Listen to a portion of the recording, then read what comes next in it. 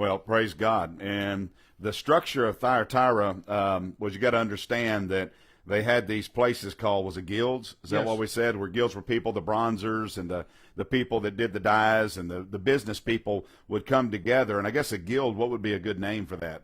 Would be association? Well, I would say like a union, maybe. Okay, a union, like a labor a union, a steelworker union, something like yeah, that. yeah, maybe my labor union, but yeah, maybe my words are not right. But it was a club, it was a group, it was a team, and they looked out for one another. You know, I'm going to give you my business, I'm going to give you yours, and or vice versa, and all that. But there were labor unions, and they held fellowship at the temple of Apollo during this time, and hence the beginning of this word, and maybe we need to read that. It says that, refers, Jesus says, I'm the Son of God. Well, they referred to Apollo as the Son of God, and they would go to his temple, and they would have their gatherings, their get-togethers, they do a little worship, a little pagan worship of Apollo. But if you didn't show up at their gatherings, then obviously you wasn't a part of their group, and you could be rejected from doing business with these people. So it got into your pocketbook pretty quick if you wasn't willing to compromise. Sounds a lot like what's going on in America. Absolutely. You see, if you won't bow when the music plays, then you're easy to identify. In this spirit of Jezebel that we're going to get into.